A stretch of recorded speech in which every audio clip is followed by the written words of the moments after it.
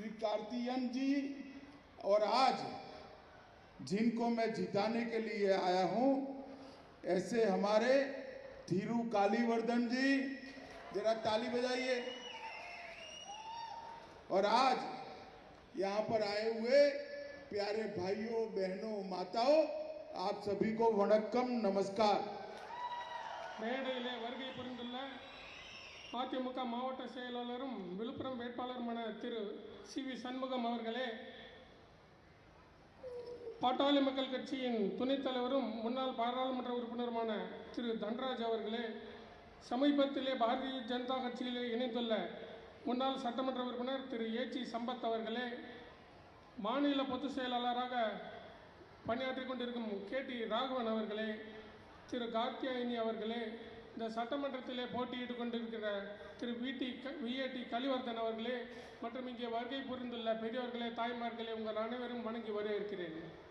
मित्रों, ये तिरुकोयलूर दिव्य मंदिरों का स्थान है जहां पर भगवान शिव और भगवान विष्णु दोनों के भव्य मंदिर उपस्थित है।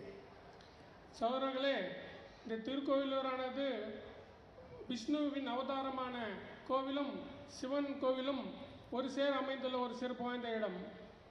और एक तिरुकोयलूर को अष्ट विरत्तानम भी कहते हैं। मैं इस पवित्र भूमि को प्रणाम कर कर मेरी बात की शुरुआत करता हूँ। 108 திவ்ய தேசங்களில் ஒரு இடமா ஒன்றாக விளங்கக்கூடிய இந்த திருக்கோவிலூர் மண்ணையை நான் கையெடுத்து கும்பிட்டுக் கொள்கிறேன்। आने वाली 6 अप्रैल को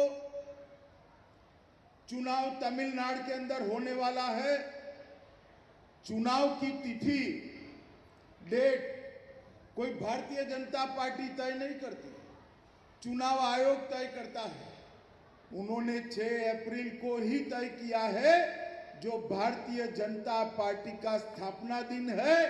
इसीलिए यहाँ पर एनडीए का विजय सुनिश्चित है। भारतीय जनता पार्टी, एआईडीएमके और पीएमके की सरकार बनना यहाँ तय है। சகோதரர்களே, வரும் நாட்களிலே சட்டமன்ற தேர்தலானது நடக்க போகிறது। தேர்தல் ஏதோ பாரதிய ஜனதா கட்சி நடத்த போவதல்ல, அது தேர்தல் ஆணையம் நடத்துகிறது। அவர்கள் குறிப்பிட்ட ஏப்ரல் 6 என்பது பாஜகவினுடைய ஸ்தாபன தினம்। இந்த ஸ்தாபன தினத்திலே பாரதிய ஜனதா கட்சியினுடைய கூட்டணியான தேச ஜனநாயக கூட்டணியினுடைய அதிமுக, பாமக, பாஜக வேட்பாளர்கள் மகத்தான வெற்றி பெற்று சாதனை படைப்பார்கள்। मित्रों, मुझे माफ करना, यहाँ पर एस.के. संतोष एआईडीएमके के कैंडिडेट और डॉक्टर राजा पीएमके के कैंडिडेट भी बैठे हैं। दोनों को भारी मत से जिताने के लिए मैं अपील करता हूँ। சகோதரர்களே, இங்கே அதிமுகவினுடைய வேட்பாளர் திரு சந்தோஷ் அவர்களையும் பாமகவின் வேட்பாளர் திரு ராஜா அவர்களையும் உங்கள் முன்னே அறிமுகப்படுத்துகிறேன்। मित्रों, ये चुनाव डेवलपमेंट के रास्ते पर आगे बढ़ता एनडीए और भ्रष्टाचार और डायनेस्टी के आगे बढ़ता यूपीए के बीच में चुनाव है। சகோதரர்களே, இந்த தேர்தலானது தேசிய ஜனநாயக கூட்டணிக்கும் எதிரிலே உள்ள ஊழல் கூட்டணியான காங்கிரஸ்க்கு எதிரான ஒரு போட்டி நடந்து கொண்டிருக்கிறது। जरा आप लिखिए भाई, मैं बोलता हूं वो लिखिए, आप ठीक से ट्रांसलेशन नहीं कर रहे। आज मैं इस भूमि पर आया हूं, तब मैं महान एमजी रामचंद्रन को याद करना चाहता हूं। एमजी रामचंद्रन एक सच्चे मक्कल थिलागम थे। நான் இந்த இடத்திலே நம்மளுடைய புரட்சி தலைவர் எம்ஜி ராமச்சந்திரன் அவர்களை பற்றி சொல்ல விரும்புகிறேன்। அவர் ஒரு உண்மையான மக்களின் தலைவராக விளங்கியவர்। पूरे देश भर में गरीबों के लिए कार्यकारी योजनाएं चालू करने का यश अगर किसी को जाता है तो एमजीआर को जाता है। நாடு முழுக்க ஏழை மக்களுக்காக பணியாற்றுவதிலே யாருக்காவது பெருமை சேர வேண்டும் என்றால் அது எம்ஜிஆர் அவர்களையே சேரும்।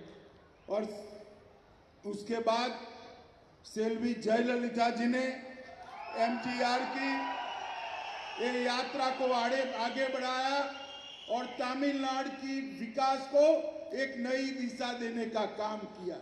அதற்கு பிறகு புரட்சி தலைவி ஜெயலலிதா அவர்கள் எம்ஜிஆர் அவர்களுடைய வழியிலே பின்தொடர்ந்து தமிழகத்தை மிகப்பெரிய அளவில் வளர்ச்சி பாதையிலே எடுத்து சென்றுள்ளார்கள். जयललिता जी ने पूरे देश को बताया कि एक महिला उत्पीड़न और उपहास के खिलाफ कैसे दृढ़ शक्ति के साथ काम कर सकती है. ஜெயலலிதா அவர்கள் ஒரு பெண்மணியாக எப்படி பணியாற்ற வேண்டும் என்பதற்கு ஒரு உதாரணமாக திகழ்ந்தார்கள்.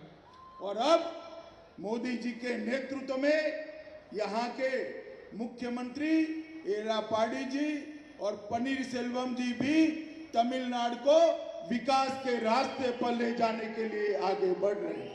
தற்பொழுது பாரத பிரதமர் மோடி அவர்களுடைய வழிகாட்டுதலில் தமிழகத்தினுடைய முதல்வர் எடப்பாடி அவர்களும் பழனிசாமி அவர்களும் துணை முதல்வர் ஓ பன்னீர்செல்வம் அவர்களும் தமிழகத்தை வளர்ச்சி பாதையில் மிக சிறப்பாக எடுத்து சென்று கொண்டிருக்கிறார்கள். हम सब लोग डीएमके और कांग्रेस पार्टी को अच्छे से जानते हैं.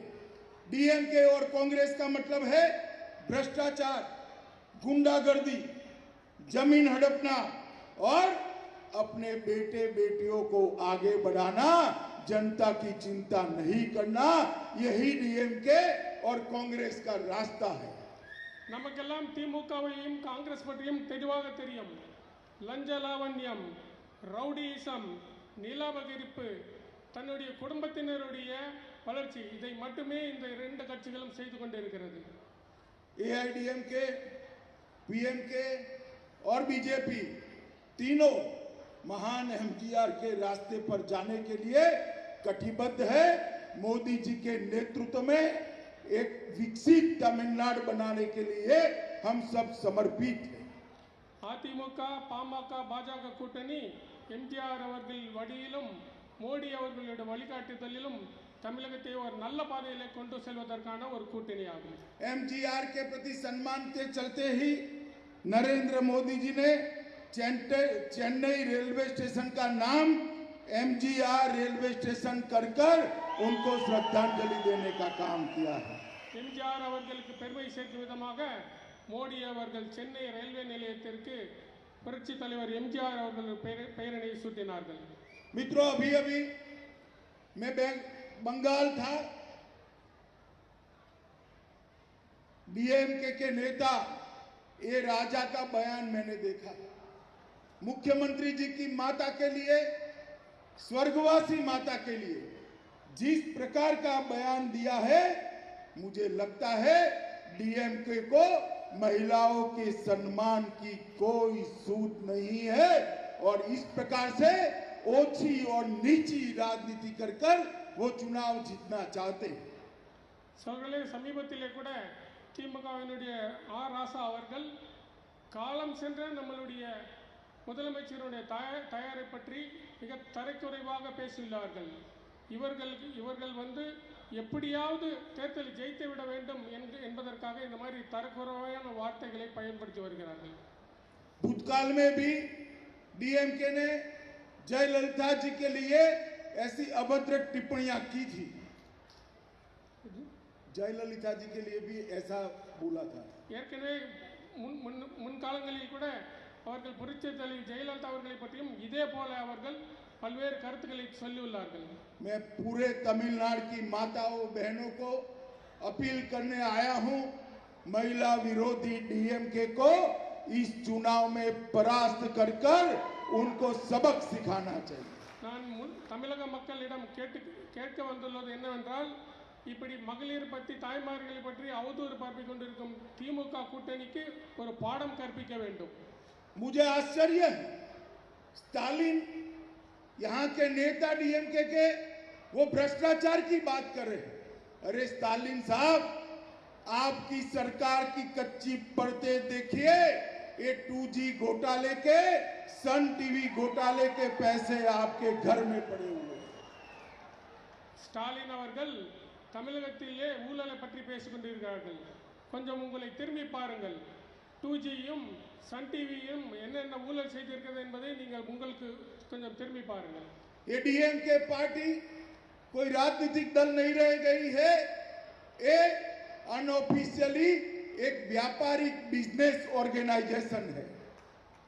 டிஎம்கே பார்ட்டி என்பது ஒரு அரசியல் கட்சி அல்ல, அது ஒரு வியாபார நிறுவனமாக செயல்பட்டு கொண்டிருக்கிறது. आज एक भूमिपुत्र एक किसान का बेटा ई पलानीस्वामी तमिलनाडु के मुख्यमंत्री है। मैं दोनों को, सीएम और डिप्टी सीएम को बधाई देना चाहता हूं कि इन्होंने कोरोना के खिलाफ तमिलनाडु की जनता को बचाने का काम किया है। நான் இந்த நேரத்திலே தமிழக முதல்வர் மண்ணின் மைந்தர் விவசாய குடும்பத்திலிருந்து வந்த எடப்பாடியார் அவர்களுக்கு ஒரு வாழ்த்துக்களை தெரிவித்துக் கொள்ள விரும்புகிறேன். கொரோனாவிலிருந்து தமிழக மக்களை காப்பாற்றியதில் அவர் மிக சிறப்பாக செயல்பட்டுள்ளார்கள். और दूसरी ओर डीएमके पार्टी और कांग्रेस पार्टी, उनके मन में तमिलनाडु की जनता की चिंता नहीं है। सोनिया गांधी को राहुल गांधी की चिंता है और स्टालिन जी को उदयनिधि की चिंता है। ये दोनों अपने बेटों के लिए काम कर रहे हैं। அதே நேரத்திலே திமுகவிற்கும் காங்கிரசுக்கும் தமிழக மக்களை பற்றி கவலை இல்லை. சோனியா அவர்களுக்கு ராகுலை நினைத்த கவலை, ஸ்டாலினுக்கு உதயநிதி நினைத்த கவலை, இவர்களுக்கு தன்னுடைய பிள்ளைகளை நினைத்து தான் கவலைப்படுகிறார்கள். मित्रों, नरेंद्र मोदी जी के मन में तमिलनाडु, तमिल भाषा के लिए अपार प्यार और सम्मान है। சகோதரர்களே, பாரத பிரதமர் அவர்களுக்கு தமிழ் மொழி பற்றியும் தமிழ் மக்களின் மீதும் மிகப்பெரிய ஒரு அன்பும் பாசமும் இருக்கிறது. विश्व भर में कहीं पर भी जाते हैं, तमिल भाषा के सुवाक्यों को वो अपने भाषण में दोहराते हैं। உலகமெங்கும் எங்கு அவர் சென்றாலும் தமிழில் உள்ள ஏதாவது குரல்களை மேற்கோள் காட்டியே அவர் பேசி வருகிறார்கள். और तमिल मछुआरों की जितनी चिंता नरेंद्र मोदी जी ने की है, इतनी किसी ने नहीं की। தமிழக மக்களினுடைய மீது அக்கறை கொண்டு கவலைப்பட்டதில் இதுவரை வேறு எந்த தலைவரும் ஒப்பிட முடியாது. और जब जापना गए तब हजारों तमिल घर बनाने का काम किया और उनके बीच में जाकर पका हुआ चावल भी खाने का काम किया। சோழர்களே, தமிழக மக்களுக்காக வீடு கட்டி கொடுத்தது மட்டுமில்லாமல், இலங்கையில் வீடு கட்டி கொடுத்தது மட்டுமில்லாமல் அங்கே சென்று அவர்களோடு இணைந்து அவர்கள் வீட்டிலே உணவருந்தி வந்துள்ளார்கள். जापना संघर्ष में टूटे हुए कई तमिल मंदिरों को भी रिपेयरिंग का काम नरेंद्र मोदी सरकार ने किया। யாழ்ப்பாணத்திலே சிதிலமடைந்த பல கட்டிடங்களை கூட, கோவில்களை கூட நாம் புனரமைத்து கொடுத்திருக்கிறோம். मित्रों, अभी अभी डीएमके वाले जलीकट्टू का बात कर रहे हैं, कांग्रेस पार्टी जलीकट्टू का बात कर रही है। यही राहुल गांधी है जिन्होंने 2016 के घोषणा पत्र में जलीकट्टू पर बैन लगाने का घोषणा किया था। இன்றைக்கு திமுகவும் காங்கிரசும் ஜல்லிக்கட்டை பற்றி பேசி வருகிறார்கள். இதே ராகுல் காந்தி தான் 2016 ஜல்லிக்கட்டு தடை செய்வதற்கு கையெழுத்திட்டவர். ये तो भगवान मुर्गन की कृपा है कि वो जीत कर नहीं आए, वरना कब का जलीकट्टू बंद हो गया होता। சகலே, முருகன் அவர்கள் இடையில வராமல் இருந்திருந்தால் ஜல்லிக்கட்டு எப்பவோ தடை செய்யப்பட்டு இருக்கும். मित्रों, पलानीस्वामी जी ने और पन्नीरसेल्वम जी ने तमिलनाडु के लिए बहुत संघर्ष किया है। சகோதரர்களே, முதலமைச்சர் அவர்களும் துணை முதலமைச்சர் அவர்களும் தமிழக மக்களுக்கு நிறைய செய்துள்ளார்கள். 5 साल में 2 बार किसानों का ऋण माफ करने का काम किया है। 5 ஆண்டுகளில் 2 முறை விவசாயிகளினுடைய கடன் தள்ளுபடி செய்துள்ளார்கள். जयललिता जी की 70वीं जन्म वर्षगांठ पर उन्होंने 2 व्हीलर स्कीम मोदी जी के हाथ से शुरू करी है और लगभग 3.5 लाख महिलाओं को इसका फायदा मिला है। புரட்சி தலைவி ஜெயலலிதா அவர்களுடைய 70வது பிறந்த நாளிலே மோடிஜி அவர்களின் கையாலே 2 சக்கர வாகனம் பெண்களுக்காக கொடுக்கப்பட்ட திட்டம் துவக்கி வைக்கப்பட்டது. அதன் மூலமாக 3.5 லட்சம் பெண்கள் பயனடைந்துள்ளார்கள். सभी घरों में 100 यूनिट निःशुल्क बिजली दी है। அனைத்து வீடுகளுக்கும் 100 யூனிட் இலவச மின்சாரம் வழங்கி வருகிறார்கள். अम्मा फार्मेसी शुरू करने का काम किया है। அம்மா மினி கிளினிக் திட்டங்கள் துவக்கப்பட்டுள்ளது. मित्रों, नरेंद्र मोदी जी ने भी अनेक काम तमिलनाडु के लिए किए। சகோதரர்களே, நரேந்திர மோடி அவர்களும் தமிழ்நாட்டுக்காக நிறைய திட்டங்களை கொண்டு வந்துள்ளார்கள். इसी बजट में 1 लाख करोड़ रुपया नेशनल हाईवे के लिए तमिलनाडु को देने का काम किया है। கடந்த சமீபத்தில் நடந்த பட்ஜெட்டில் கூட சாலை மேம்பாட்டுக்காக தமிழகத்துக்கு 1,00,000 கோடி ரூபாய்க்கு மேல் ஒதுக்கப்பட்டுள்ளது. साथ में 63,000 करोड़ से चेन्नई मेट्रो फेज 2 का भी काम दिया है. சென்னை மெட்ரோ விரிவாக்கத்திற்காக 63,000 கோடி ரூபாய் ஒதுக்கப்பட்டுள்ளது. तमिलनाडु में डिफेंस कॉरिडोर बनाने का काम भारतीय जनता पार्टी की नरेंद्र मोदी सरकार ने किया है.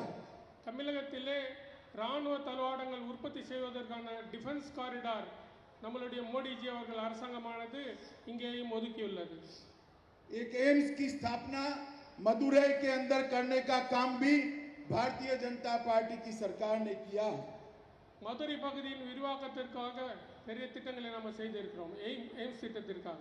मित्रों, अंत में मैं इतना ही कहना चाहता हूं, ये भ्रष्टाचारी डीएमके और कांग्रेस पार्टी तमिलनाडु का विकास नहीं कर सकती.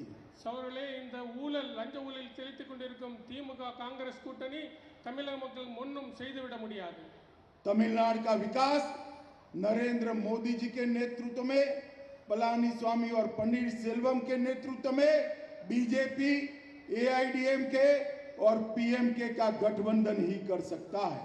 தமிழகத்தின் வளர்ச்சியும் நன்மையும் நரேந்திர மோடி அவர்களுடைய வழிகாட்டுதலிலே நம்மளுடைய முதல்வர் பழனிசாமி அவர்களும் துணை முதல்வர் ஓ பன்னீர்செல்வம் அவர்களோட இணைந்து இந்த பாமக, அதிமுக, பாஜக கூட்டணியால் தான் செய்ய முடியும். अंत में आप सभी के माध्यम से मैं तमिलनाडु की महान जनता को यही विनंती करने आया हूं कि एआईडीएमके, पीएमके और बीजेपी के सभी प्रत्याशियों को प्रचंड बहुमत से विजयी बनाइए और मोदी जी की विजय यात्रा, मोदी जी की विकास यात्रा में शामिल होइए.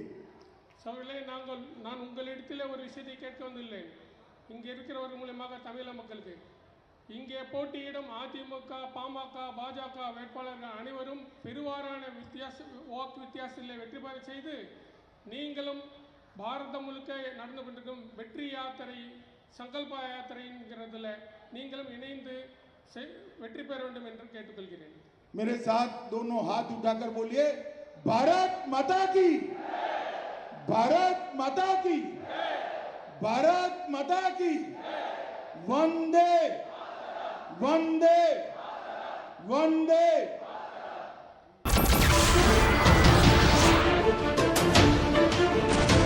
नमस्कार, मैं हूं मानक गुप्ता. अगर आपको हमारा ये वीडियो पसंद आया हो तो इसे लाइक और शेयर जरूर करें और हां, हमें सब्सक्राइब और फॉलो करना ना भूलें ताकि आप देश और दुनिया की कोई खबर मिस ना करें. तो जुड़े रहिए हमारे साथ और देखते रहिए News 24.